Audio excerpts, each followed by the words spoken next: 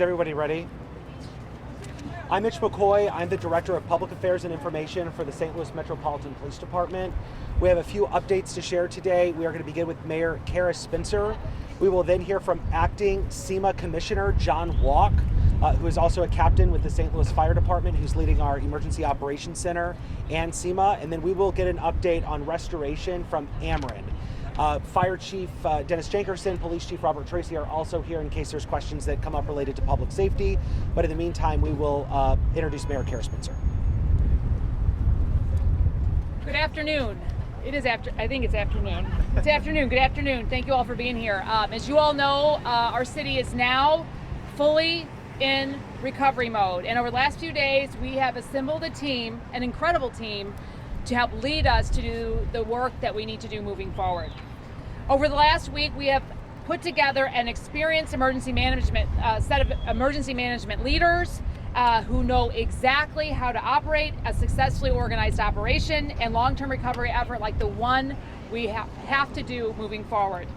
Today I have with me Captain John Walk, who's been with the fire department for 36 years, has been on the ground in this emergency since day one. He is the head of Homeland Security operational planning for the fire department, and he's now leading our emergency recovery response effort.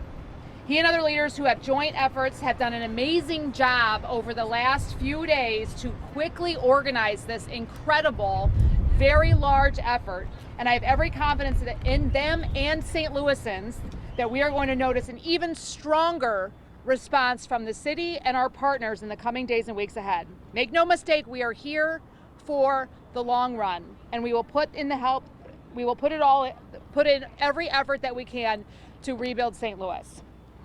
This also means that we are continuing to push for federal funds. This disaster is of massive scale, and no city in the nation can possibly shoulder this alone. The federal government, we are hoping, we really need them to step up right now. And I am pleased that FEMA has been on the ground since yesterday morning, helping us conduct the necessary assessments to make that request to the federal government and make their assistance possible. My team and the governor, our senators, and our congressmen, and I have personally will continue to push hard on this, on our federal government, to make sure that the St. Louisans, all of St. Louisans who have been impacted by this, get the help that they so badly need and deserve. To that end, I want to encourage residents to document damage. This is a very important component here, through photos and through videos. Make a list of all your damaged items, all the things that have been involved in the damage withstood by the tornado. It's important, if you do have an insurance carrier, to contact them as soon as possible to share with them the information that you've thus far gathered. We are still building out some of the resources that we have available, but I want to make clear that residents know that we have our libraries open. Of course, 2 of them have been damaged. Cabiny and Julia Davis are closed, but we have 13 other locations that are open if you need a rest or a respite from the calamity. There's a lot of uncertainty, we know that. There's also been a lot of misinformation and questions that residents have. We want to communicate clearly. We are also letting you know that we are stepping up our communication effort with an additional team of communication experts that are going to help us make sure that our residents are clearly informed and we are addressing misinformation. For example, right now we know that a lot of people are very worried about the condemnation notice, the notices on buildings. We want to assure you right now that it is not our intent, nor are we going to be punishing residents in any way, shape, or form for entering your property. We're in the process right now of making those notices more clear, to clearly articulate that our job and our intent and our goal here is to inform the public when you're of the level of instability in the buildings. It's purely informational, and we are working right now to clarify that, and we'll be distributing information later today, not only on this new stickers, but on pamphlets to really better inform the public.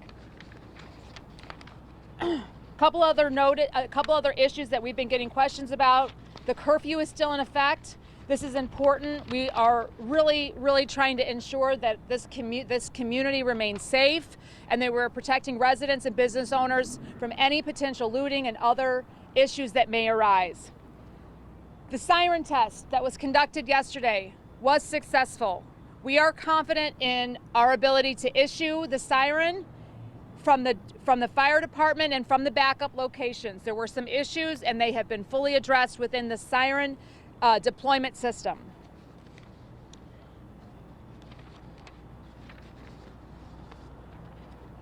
As you know, our community has been hit incredibly hard. I want to just take a moment to say that the amount of response, the level of response from the community, from community organizations and community members is truly heroic. Thank you. I also want to encourage everyone to please take a moment for self-care.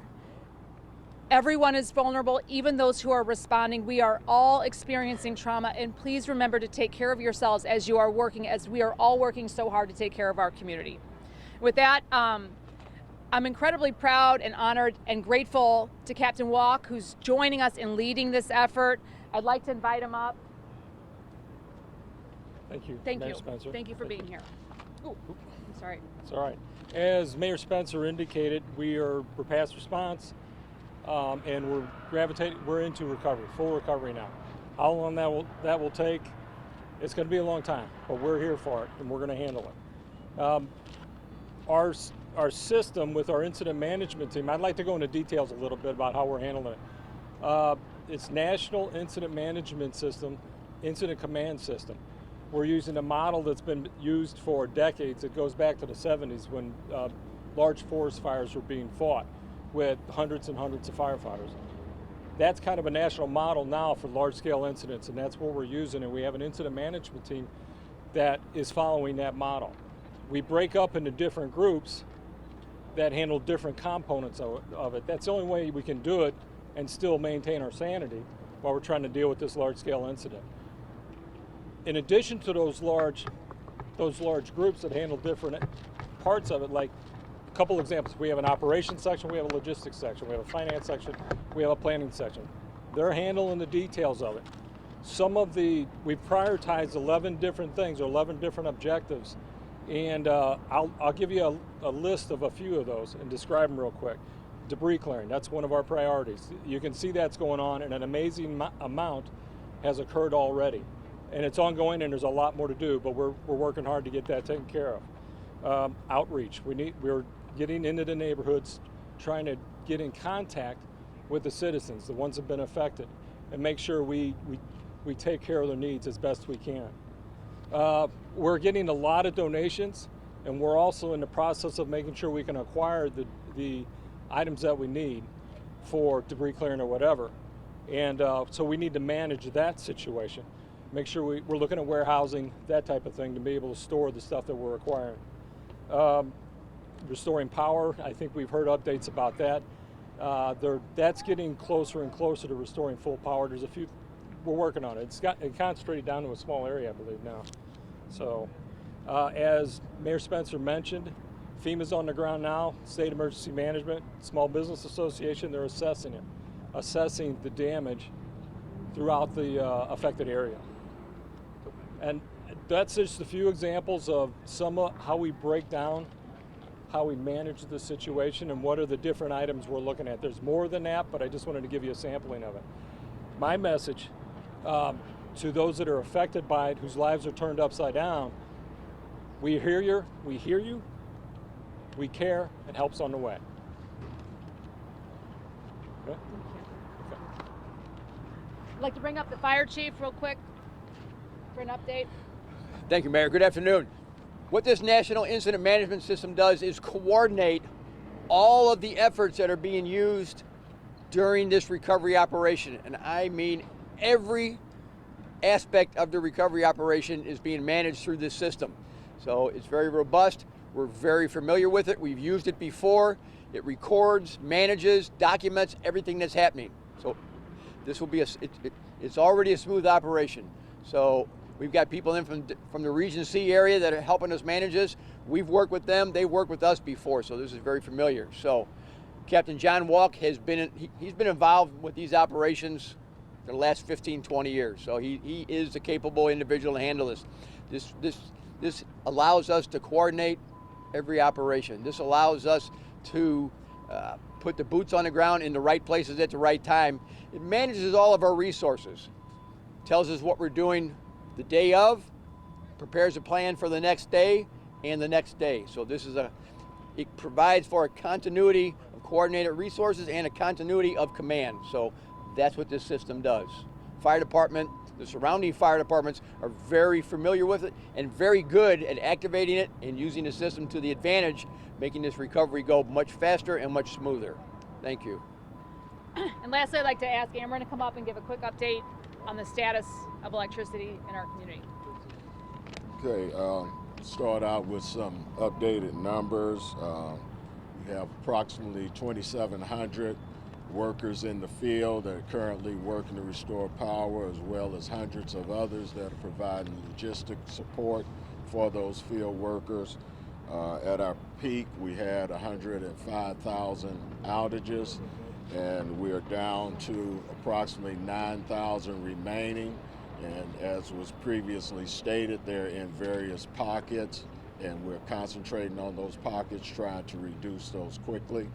Our goal is to try to have power restored to all those restorable customers by the end of the day Sunday, but we will continue to work until all customers are restored that are restorable.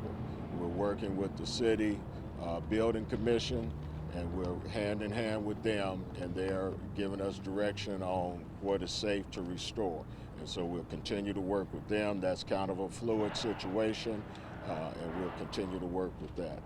And we have about 90% of the damaged infrastructure has been rebuilt.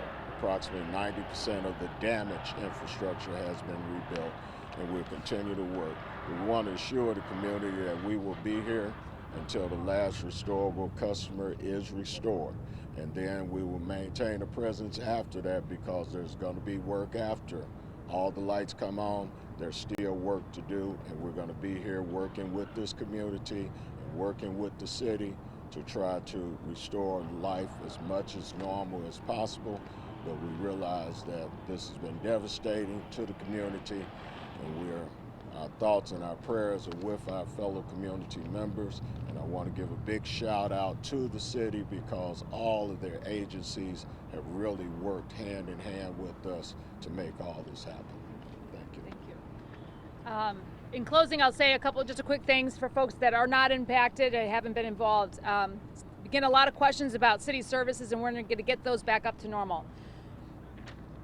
I want to be clear that our priority here is to address the needs of the impacted community. And so while we're asking for some grace on city services as we get this community cleaned up and we get it stabilized so we can really, really continue the efforts of recovery. So please give us a little bit of grace. But city services, as you all know, are incredibly important to me. They continue to be important to me, and we will get those working citywide as soon as possible, recognizing that we are focusing here in the area most impacted by the tornado.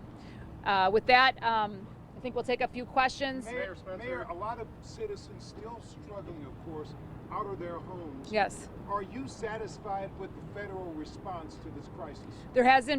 I am satisfied that FEMA is here on the ground with us, and we are moving as quickly as possible to get them engaged in the process. And right now, I am confident that we're moving forward as strongly as we can with every elected official working with us to make that happen. Speaking of which, I have to say, yesterday, having the almost entire contingency of elected officials from the local level here standing in unison, standing collectively together, unified in addressing this calamity, and unified in moving forward to rebuild our community is truly incredible. Mayor, hold on. Channel 5. Mayor Spencer, I have in my hand here a 2024 audit of SEMA. Okay. Obviously, you weren't the mayor at the time, but you were on the board of aldermen. It outlines a number of concerns, such as understaffing, saying there are only 3 employees working excessive hours, causing fatigue, errors, and injuries. Some of the other concerns are that the siren system didn't work. One thing in here even says, this is from Sarah Russell in her response, saying that similar sized cities such as Memphis have up to 6 emergency management specialists, whereas SEMA has 1. Were you aware of this report prior to right now, or are you aware of any steps taken to address these issues? What I can say is that we are taking steps right now, moving forward. Absolutely. I can't speak to whether that specific report, but I have been aware that we have underfunded SEMA for a long number of years. This is not new. This has been going on for some time, and it was clear to us immediately in the aftermath that we needed additional resources, and we mobilized immediately to do that, to bring in additional resources, and I am incredibly proud and incredibly confident in the team that we have in place today. David, Channel 4. How many? I couldn't say. I mean, it is truly incredible. I don't know the answer to that, but it is very significant. Our EOC is teaming with people, and the collaboration is truly phenomenal. Mary, you've been very consistent saying 5,000 buildings damaged in Friday night storm. We're curious, as we continue to evaluate the scale of damage, how many of these homes do we believe were occupied? How many people have been displaced here? How many of these buildings were already dilapidated, for lack of better phrasing? The 5,000 was the initial estimate of the number of buildings within the zone. I believe that's come down as far as specifically damaged. I don't have the specific numbers right now. We are still in evaluation phase. But as we pull those together, the number of homes that are occupied versus unoccupied, we will be sharing that with the public. It's important we get this right. It is a critical piece of getting the federal engagement from FEMA, and we are still in the process of doing that. We have dozens of building inspectors from around the region engaged in helping us to very specifically identify the answers to your questions. There are questions that I have that we need to answer for federal engagement, and we will be getting those. We don't have them confirmed right now. At this time, we still don't know how many people have been displaced. We don't. I would say my guess right now is thousands. It is truly, truly a lot. It is a very, very significant number of households, people displaced. I mean, when you're in community and you're walking down blocks, neighbors, you'll be on a block. There'll be half the houses will be badly damaged and half of them will be completely fine, and neighbors are taking each other in. So the full level of displacement, whether you're staying across the street, you're staying with a friend, it's very, very difficult to quantify. So I don't have those numbers right now, but it is very significant. What's the pressure on you to get those numbers, though? Because it seems like a lot of the onus is put on the local level right now to get information. We're asking for the federal government to show up, but it seems like the local and states have to do so much of this work right now. Regardless of pressure, we're committed to doing the work. That work has to be done, and we're on the ground and we're doing that work because it's imperative that we get the answers to those questions. Dana, Post-Dispatch. Yes. Sure, this might be for the chief. When did residents start complaining about groups walking around with guns in the affected neighborhoods? Well, our curfew's in place from 9 p.m. to 6 a.m. So I have not heard the complaints that you have right now. Our officers, because of the patrol plan that we put in place, 12-hour tours, making sure that we have 2 shifts working. We're maximizing the amount of officers doing calls for service and the strategy plan throughout the city. And then we have a plan within the impact zone. So having those complaints, if we hear them, bring them to us. We'll make sure we address them and ensure if anybody's carrying guns and not supposed to be carrying guns or don't live in the area, we'll address that. So this is the first I hear of it, but certainly if it comes to my attention, we'll address that. So your officers aren't seeing any kind of these gun-toting young men that have been online. I know that Mitch tweeted out that you guys are doing nightly patrols to keep looting at a minimum. Nothing like that's coming up at night. Well, even this morning I get my report all through the night. Last night we had no arrests, we had no curfew violations. We did have we had 6 in the last couple of days, curfew violations. I've talked about that at other press conferences, but this morning the patrol plan is working. We're not making arrests, there was no wire thefts, there was no curfew violations. And at the same time, if people do live in the residence, they are allowed to open carry. That is part of the law of the state of Missouri. So we can address them to approach individuals, and if they're allowed to carry, they can carry. But if it's causing some other type of problem or another crime's being committed, we'll address those issues accordingly. Cam, News 1. So now that we have the restoration phase started, has the estimation of monetary damage number has changed? It's a moving target. We are honing in on it right now. That's part of that work we're doing in assessing the total number of buildings involved, the total number, the belongings of folks. As people are accumulating that information, we're taking it in. It will continue to evolve as folks continue to just estimate how much of their own personal belongings have been affected. But it is something that we are honing in on as we speak. So I did hear one time it was 1 billion, then they said 1.8 billion. And yeah. Is that number still the same range? It's still that's the conservative estimate that we started with. We are still kind of in that same general vicinity. And it is, as I mentioned, that is a moving target. So that was really based on some aerial footage, guesstimating the number of buildings and guesstimating the assessed value of those properties. We did that in conjunction with our building division, SLDC, geo mapping, and a whole host of technology components that pulled together those figures, but they are not solid. Public radio. Do you have any updates on where we stand with the Missouri National Guard? I know you've been on the ground. We have. They've been on the ground with us as well, assessing how they can be engaged. We are honing in on the ways in which we believe that they can be engaged, but that's not confirmed right now. It should be confirmed, however, in the coming day, I would say. Ryan Kroll. What I didn't finish. As far we're still evaluating that. I mean, there are some public safety concerns, but really there's just a lot of outreach and general communication. We're hoping to have a humanitarian component, a significant humanitarian component to the work that they can do here for us. Ryan. Yeah, you mentioned this information about the building division notices. Yes. Does that change the way that building inspectors are operating in this area? Do they have safety concerns, et cetera? Everybody, we all have safety concerns, and that is why we're focused on having this enormous team. I think it's the biggest building inspection effort that our state has ever seen. I could be wrong, but that is the way I currently understand it.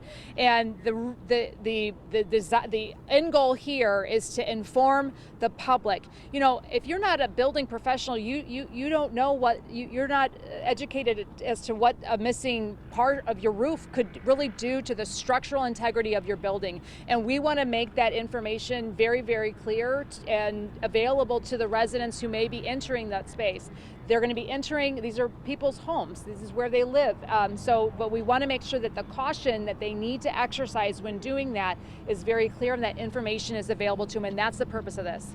Yeah. Follow up on that actually. So a lot of people are confused, they're scared, they assume that their building is already condemned if they have a red sticker on it. I mean, eventually it could be. How long do people have before the condemnation process restarts? That's an excellent question, and we recognize there has been a significant amount of confusion on this, and we are working to improve the communications on that.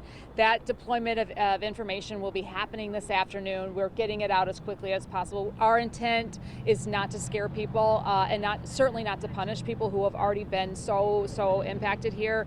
And we are pivoting immediately to get that more clear to folks. How long do they have, though? One person told me they thought they only had 10 days.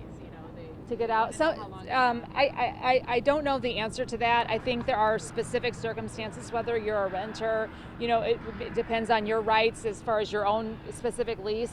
I know that Legal Services of Eastern Missouri is working to also mobilize some folks on the ground to help educate people on their specific rights. It's not a universal component here, whether or not you own or rent, and some of those things are very specific to an individual's circumstances and their relationship with the property owner.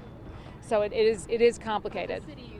The city is working to streamline and universalize what we are communicating to property owners and the folks that would enter those properties, and that's going to be coming out today. Mallory, there's no timeline for resuming the condemnation process, or is there? There should be. I don't know the specifics to that, but we are working on getting that solid today as well. Mallory, okay.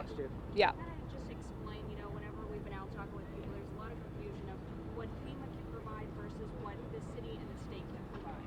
There is a lot of confusion. We're working through that right now. The city is deploying all resources that it has on this effort. That is very clear. We have folks working 12-hour days every single day just to get the work done. We are looking to FEMA to come and help us fund that effort. It's not something that the city has the financial backing to run for the long haul. So how this is going to play out, what the city, the state, and the federal government can come to the table is is exactly the work that we're working through right now. A few more questions, David, Channel 4. Yeah, wanted to double check. I mean, maybe this is best for Chief Tracy, but we had viewers reaching out about shots fired in North and West City. One person reached out saying that there needs to be a ceasefire. How aware of the police department is this? Is this happening? Are there a lot of shots being fired? Well, even before this tornado hit, we're always monitoring shots fired. We have ShotSpotter. We respond to all calls, whether it's calls for service through 911 or through ShotSpotter. So that's been happening before this tornado. We look at every case. We do a canvass. We look for witnesses, and we make sure that nobody is shot so we can render first aid if there is someone, make sure we get them to the hospital. So this is not, let's not conflate the issue of the tornado with shots fired in our city. This has been an issue, but over the years with a good plan in place, they have been reduced, but we certainly got a long way to go. So we'll always investigate it the same way that we do outside this zone. I've told you about the patrol plan that we have in place. We are not losing the rest of the city. And because of the patrol plan to 12 hours, we actually probably have more coverage in the districts as we're doing this area. So we're going to respond in the same way that we do in a professional manner to try to make sure that those are shooting firearms, that we can try to get the trigger pullers off the street to keep our community safer. Can I say something on that just real quickly? I just want to add, I and my team are in the affected area all day, every day. I feel safe. I feel safe. My team feels safe. We have not felt threatened. I just want to make sure that folks know that we are taking safety and security very seriously, and it continues to be an area that has challenges in that regard, no doubt. But at the same time, it is an area that, largely speaking, I personally feel safe in this community. These are neighborhoods. These are communities where people live. I just want to add one more thing to that. And as I take a look at the CompStat reports that you can see online, although we had Friday, Saturday, Sunday, that ends the report for the week. If you look at this area, crime did not go up in this area as well. So you'll see that report that's coming out. It'll continue. It's something we monitor. We still do our CompStat. We still do our crime meetings. Everybody thinks continues. This is happening, but we can do both. And that's the type of thing, and my hat's off to the St. Louis Metropolitan Police Department, the support by the mayor, support by the governor, and the great work that's being done by 911 operators, call takers, our civilian personnel, and obviously our policemen and women in uniform that are out here doing this every day. And that's why we're keeping this area safe and the rest of the city safe. And if you look at the reports, crime is still, it has not gone up this week. And I'm monitoring all week long, and I'll be able to give you an update when this week ends, but I'm looking at it every single day. Hold in, Channel 5, hold on, Channel. Elliot, you've already had a couple questions. Hold in to Channel 5. I have a two-part question here for you, Mayor. One, are there any environmental concerns? Obviously, a lot of these are older homes, may have asbestos, may have lead paint, and the second part of my question here is this city concerned that the disaster relief could be denied by the federal government? FEMA said yesterday there are still 17 applications waiting on the president's desk. He hasn't signed. The question about whether or not they're contaminations, absolutely. We're handing out masks. We've been deploying them. We are encouraging residents to exercise extreme caution, especially when going into buildings. You can just feel it in your lungs. Yes, absolutely. We have concerns about contamination in the air. So please, everyone, exercise extreme caution and use the PPE. Number two, do I have concerns about FEMA? Yes. I mean, look, defunding the areas of federal government that we so badly need to make our communities function well is a huge problem when it comes to this and a whole host of things that the city relies on the federal government for. Do I have concerns? Yes. Do I have confidence that we are doing everything we can? Absolutely. Do I have confidence that our governor and our local electeds, our senators and our congressmen are doing everything possible? Yes, I do. And we are marching forward because that is the only thing we can do, and we're marching forward with as much strength as we have, and I have confidence in that. Mayor, have we had reports of looting? Looting? I think there have been a few reports of that, but to be honest, I am incredibly proud of the response from the community here. People are coming together to protect their blocks, their community, their neighbors, and it is overwhelming the amount of goodwill that the community is showing in this extremely difficult time. Anybody else? Dana? Yeah, a follow-up to Chief Tracy. Have you seen, so we talked about crime hasn't gone up. Have Have you seen an increase in shot spotter activations in these affected areas? No, right now, I'll still have to evaluate. I can get back an answer through Mitch for you. We'll evaluate that. I can give you an answer on it, but they asked me how cold. I know that we're monitoring shots fired, people being shot, non-fatal shootings, fatal shootings throughout the area, throughout the city. So I can give you an answer on that. But through the specific area, if you're talking about the impact zone, that goes through 2 different districts. But I can parse that out for you and give that answer to you. Okay?